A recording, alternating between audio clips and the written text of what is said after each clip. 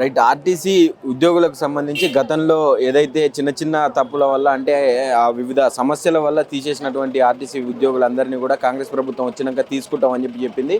మళ్ళీ అదే సమస్య నుంచి దాదాపు 18 నెలల నుంచి వాళ్ళు కొట్లాడుతూ ఉన్నారు. ఖచ్చితంగా ప్రభుత్వం మమ్మల్ని తీసుకోవాలని చెప్పి, ఉద్యోగాలు ఇవ్వాలని చెప్పి కొట్లాడుతూ ఉన్నారు. రీసెంట్గా ప్రజాభవన్లో వీళ్ళకి సంబంధించినటువంటి పేర్లను ప్రజాభవన్ వాళ్ళకి కూడా అంటించి మిమ్మల్ని తీసుకుంటున్నామని చెప్పినటువంటి ప్రభుత్వం ఇప్పటివరకు ఎలాంటి చర్యలు తీసుకోకపోవడం, ఇంకా చాలామంది ఉద్యోగాలు ఇవ్వకుండా అట్లనే ఉన్నాయని చెప్పి కూడా మళ్ళీ ఒకసారి బస్భవన్ దగ్గరికి వీళ్ళందరూ ఏకంగా వచ్చిన పరిస్థితి చూసినాం. మాట్లాడిపిద్దాం మనం. అన్న ఏంది ఇంకా ఇప్పుడు 18 నెలల నుంచి మీరు ఇదే సమస్య మీద తిరుగుతూ ఉన్నారు, ఏం చెప్పదలుచుకున్నారు? ఇప్పుడు మేము 18 నెలల నుంచి ప్రజాభవన్ అంటే ఈ కాంగ్రెస్ గవర్నమెంట్ ఫామ్ అయిన నుంచి ఒక 2 నెలల తర్వాత తిరుగుతూనే ఉన్నాము. ఎందుకంటే గత గవర్నమెంట్లో టీఆర్ఎస్ గవర్నమెంట్లో మా ఉద్యోగాలు పోయినాయి. చిన్న చిన్న పొరపాట్లు మేము పబ్లిక్లో పనిచేస్తామన్నది పొరపాట్లు జరగలేవు కొంతమందికి. అట్లా ప్రైవేటైజేషన్ లోపల కూడా కొంచెం తీసేసారు. ప్రజాపాలన అని చెప్పి గవర్నమెంట్ రేవంత్ రెడ్డి గారు గవర్నమెంట్ వచ్చింది కాబట్టి ప్రజాపాలన అందరికి సంక్షేమ పథకాలు ఇస్తాము, ఉద్యోగాలు ఇస్తాము, మేము కడుపులో పెట్టి చూసుకుంటామని చెప్పి వారి కోసం తిరుగుతూ ఉన్నాం. మేము తిరగాది ఎటకేలకు మాకు గవర్నమెంట్ ఒక జీవో ఇచ్చింది. ఇప్పుడు డిసెంబర్లో ఏం చేసినా ఒక 3 సభ్య కమిటీ ఇచ్చింది. ఇదే కాంగ్రెస్ గవర్నమెంట్ చీఫ్ సెక్రటరీ గారు, ట్రాన్స్పోర్ట్ చీఫ్ సెక్రటరీ గారు ఒక కమిటీని వేసి ఆ కమిటీ ఏంది అన్ని రకాల ఫీడ్బ్యాక్ తీసుకొని మాకు ఒక జీవో ఇచ్చారు. 28/4/2025 నాడు జీవో ఇచ్చింది. ఏమన్నారంటే అప్పీల్లో ఉన్న వాళ్ళు అంటే ఆఫీసర్లే ఉన్న వాళ్ళందరి 30 రోజులు తిరిగి డ్యూటీలు ఇవ్వన్నారు. ఇక ఆఫీసర్లు దాటిపోయి కోర్టు పరిధిలో లేకుండా 3 అప్పీలు అయిపోయిన వాళ్ళకి 60 రోజులు ఇవ్వమని చెప్పారు. మేము ఈ జీవో కొట్టుకొని పున్నం ప్రభాకర్ కూడా ఇచ్చినాము, వారు చేస్తామని అన్నారు. ఇక్కడ కూడా జీవో కాపీని ఇప్పుడు ఆల్రెడీ 2 నెలలకు దగ్గరకు అయిపోతుంది. ఇంకొక 15 రోజులు అయితే 2 నెలలు అవుతుంది కాబట్టి ఎండీ గారికి అడుగుదామని వచ్చినాము. ఇప్పుడు ఎండీ గారు లేరు లోపల. ఈడీ గారికి మేము ఇచ్చినాము, వాళ్ళు వారంలో చేస్తామని చెప్తున్నారు. చేయాలని కోరుకుంటున్నాము. వాళ్ళకి చెయ్యాలని కూడా ఈ గవర్నమెంట్ మా రవాణా శాఖ మంత్రి గారు కానీ మన సీఎం గారు కానీ తొందరగా ఆదేశాలు ఇచ్చి మాకు ఉద్యోగాలు ఇస్తే ఆదుకున్నవారు అవుతారు. ఇప్పుడు మా ఉద్యోగాల వల్ల మా కుటుంబం మేము ఒక్కరం కాదు, సరే తప్పు చేసినామో చేయలేదు తర్వాత విషయము, మీరు తప్పు చేసే పనిష్మెంట్ ఇవ్వండి కాదంటలేము, కానీ పూర్తిగా ఉద్యోగాలుగా రిమూవ్ చేయడము, డిస్మిస్ చేయడము. రిమూవల్ అంటే శాశ్వతంగా తొలగించడమే. ఎన్నో కూడా ఇప్పటివరకు 15 నుంచి 16 మంది చనిపోయారు కూడా. మళ్ళీ ఎంతో మంది కాంగ్రెస్ వచ్చిన తర్వాత ఎంతమందిని తీసుకున్నది బ్యాక్, ఎంతమందికి ఉద్యోగాలు ఇచ్చింది? అప్పీల్ మేల్ అని పెట్టి ఒక 3 సార్లు అప్పీల్ మేలు పెట్టండి. నవంబర్ 2024 నవంబర్లో పెట్టిరు, 2025 ఫిబ్రవరి పెట్టిరు. నిన్న కూడా అప్పీల్ మేలు పెట్టారు 4వ తారీఖు నాడు. ఈ రకంగా 130-140 మెంబర్స్ తీసుకున్నారు. అంటే అవి వాళ్ళ ఆధీనంలో ఉన్నాయి. ఇప్పుడు మాలాంటి ఏమేంటి అంటే 3 అప్పీలు అయిపోయినాయి. మేము వాళ్ళ అప్పీల్ నుంచి బయటకు పోయినట్టు అంటే త్రూ కోర్టు ద్వారా రావాలి, లేదంటే గవర్నమెంటే మాకేనా జీవో సర్క్యులర్ జారీ చేయాలి. మా కోసం ఈ సర్క్యులర్ జారీ చేశారు. ఈ సర్క్యులర్ ప్రకారం మాకు 60 రోజులు ఇవ్వాలి. ఇప్పటి వరకు 45 రోజులు అవుతున్నది. కాబట్టి దీన్ని స్పందించి ఎండీ గారు వీరికి కూడా ఎవరు ఆదేశాలు ఇవ్వాలి, మన పొన్నం ప్రభాకర్ మా రవాణా శాఖ మంత్రి గారు కానీ మన సీఎం గారు కల్పించుకొని మా ఇంతమందికి 500 మందికి 600 ఉద్యోగాలు ఇస్తే అప్పుడు మన ఆదుకున్నలు అవుతారు. మేము ఇదే రిక్వెస్ట్ చేస్తానికి వచ్చినాం. ఇక్కడ ఎలక్షన్ టైంలో చెప్పినట్టున్నారు కదా మీకు ఖచ్చితంగా ఇస్తామని. ఎలక్షన్ టైంలో రవాణా మంత్రి గారు చెప్పారు. సీఎం గారు అయితే ఆర్టీసీ వాళ్ళ పక్షాన గతంలో కేసీఆర్ గవర్నమెంట్లో ధర్నా చేసినప్పుడు సమ్మె చేసినప్పుడు వచ్చి చెప్పారు ఏమని, మేము ఆర్టీసీ వాళ్ళని కన్నబిడ్డ లెక్క చూసుకుంటాము, ఆర్టీసీ అనేది గవర్నమెంట్ లేదు, ఆర్టీసీ తోటి గవర్నమెంట్ నడుస్తుంది అని చెప్పినారు.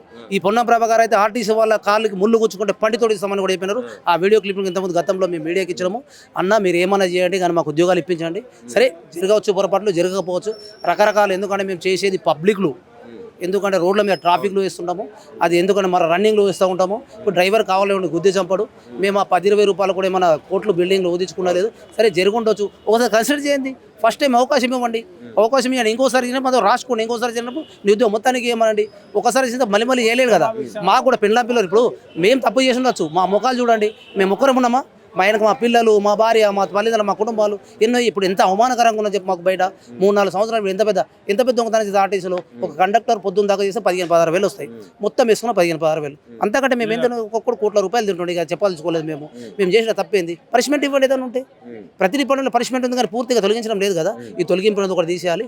అలాగే మమ్మల్ని ఉద్యోగాలు ఏ డిపార్ట్మెంట్ లేదు, ఇంత హరాస్మెంట్ లేదు. ఇప్పుడు మీరు ఇక్కడికి రావడానికి కారణం ఏందన్నా, ప్రజెంట్ ఈ రోజు ఏదన్నా ధర్నా పెట్టుకున్నారా, లేకుంటే వినతి పత్రం ఏమైనా చెప్పారా? మా ఉద్యోగాలు మాకు ఇవ్వమని గవర్నమెంట్ జీవో ఇచ్చింది.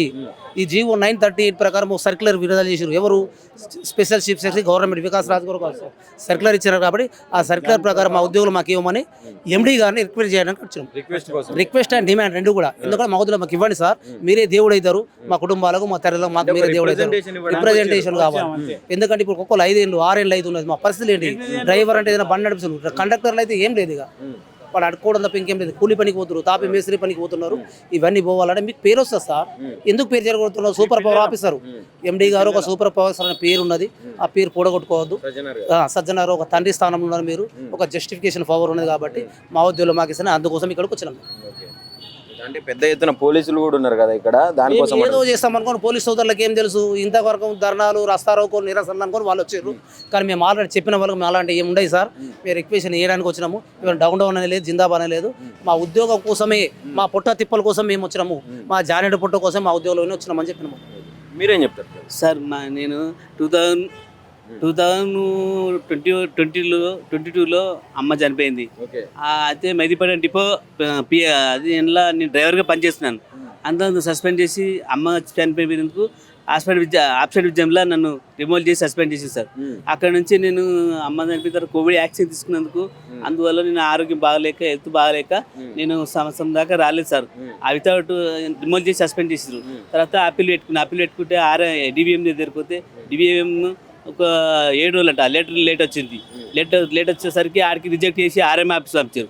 ఆర్ఎం ఆఫీస్ అంటే మా నాయన చనిపోయాడు, నా బిడ్డ చనిపోయింది, మా అమ్మ చనిపోయింది, నా భార్యకు పెద్ద ఆపరేషన్ అయింది ప్యాన్ పడి. ఇంత రిక్వెస్ట్ చేశాను కూడా ఎవరికి దయ వస్తుంది సార్. ఆర్ఎం ఆఫీస్ తిరుగుతున్నారు, అక్కడ ఇక్కడ తిరిగి లాస్ట్ హెల్త్ బాగా అయింది. తర్వాత అప్పీల్ పెట్టుకున్నాను నేను డ్రైవర్ గురించి అప్పీల్ పెట్టుకున్నాను సార్. మాది మైదీపట్నం, నా స్టాప్ నెంబర్ 220/550. అయితే నేను 15 సంవత్సరాలు తీసిన మైదీపట్నం డిపోలో. అయితే నాకు అమ్మ లేదు, నాయన లేదు, ఎవరు లేరు నాకు. నా బిడ్డలు కూడా నా బిడ్డ వచ్చి చనిపోయింది సార్. అంత 18 సంవత్సరాలు నా బిడ్డ. ఆర్ఎం సార్ కూడా దయవస్తలేదు, ఎవరికి చెప్పినా దయవస్తలేదు, డివిఎంకి చెప్పినా దయవస్తలేదు. ఆ చుక్కల దేవుళ్ళగా, ఆ చుక్కల చంద్రుడు ఎట్లా అట్లా మా సజ్జన సారు నమ్ముకొని మా వినతి పత్రం మా బాధ, మా లెక్కలు మా ఆర్ఎం సార్ కానీ, ఇక్కడ ఎండి సజ్జన సార్ గారి, మళ్ళీ డివిఎం సార్ గారి వాళ్ళందరికీ దయదాల్చి ఈ విషయం తెలియజేస్తే మరీ నువ్వు ఆ సర్టిఫికేట్ తీసుకురా, డెత్ సర్టిఫికేట్ తీసుకురా, ఏ సర్టిఫికేట్ తీసుకురా అన్ని తిప్పుతున్నారు సార్. దయచేసి ఆయనకు మాకు దేవుళ్ళక మాకు ఉద్యోగాలు ఇస్తే వీడికి 5 సంవత్సరాలు అవుతుంది సార్. 5 సంవత్సరాల నుంచి రోడ్ల పాలైనాం. అందుకు దయచేసి నాకేం లేదు. అమ్మ నాయన వెనక చూస్తే చెరువు ముంగడ చూస్తే బాయ్, వెనక చూస్తే చెరువు ముంగడ చూస్తే బాయ్. నాకు వెనక ఏమీ లేదు సార్. ఆయన్నే ఒక దేవుడు అనుకుంటా. ఆకాశం ఆశ గొప్పనా, ఆకాశం గొప్పనా, ఆశ గొప్ప అంతే. పోయిన దూరము ఆకాశం కనబడుతుందని ఇచ్చేటట్టు ఉందా ఇప్పుడు ప్రభుత్వం? ఎట్లుంది ప్రభుత్వం అంటే వెనక ముందు చూస్తున్నారు సార్. వాళ్ళ దయ ఇస్తే వాళ్ళకు ధన్యవాదాలు అని తెలుపుకుంటా. మరి వాళ్ళ కాలు గడిగి కూడా మేము వాళ్ళ కాలు గడుగుతాం కావాలండి సార్. మా పెద్ద బంగ్లారం మాది. ఇంత కష్టపడుతున్నా. డివిఎం సార్ మొన్న ముఖ్యమంత్రి గారు మీకు హామీలు ఇచ్చాడు కదా సార్. ఆయన ఇప్పటికీ డెత్ సర్టిఫికేట్ తీసుకురావంటే మాకు యాభై ఉంటాయి సార్. అవన్నీ ఆర్ఎం ఆఫీసులో డివిఎం సార్ మాకు కొత్తగా వచ్చింది. ఆర్ఎం మేడం కూడా రిక్వెస్ట్ చేస్తే కూడా ఇతను అక్కడ ఇక్కడ తిప్పుతున్నారు. మాకేం లేదు. మాకు ఉద్యోగం మాకు ఇస్తే 5 సంవత్సరాలు అయింది సార్. మాకు వెనక ముందు ఏం లేదు సార్. అంటే అమ్మ లేదు, నాయన లేదు, ఏం లేదు. మాకు ఉద్యోగం మాకు ఇవ్వండి. పలకనామా డిపో అని చెప్పి రిజెక్ట్ చేసిరు. ఎవరు? ఆర్ఎంఆర్ వరప్రసాద్ సార్ అంట. ఆయన వెళ్ళిపోయాడు. అప్పుడు మా బిడ్డ చచ్చిపోయింది పసకలు వచ్చి. అందుకు దయచేసి మా ఉద్యోగం మాకు ఇస్తే వాళ్ళకు ధన్యవాదాలు సార్. ఇదే ఒకటి. అందరికీ పేరున మా ఎండి సార్ గారికి, ఆర్ఎం సార్కి అందరికీ నమస్కారాలు తెలియజేస్తూ సెలవు తీసుకుని సార్.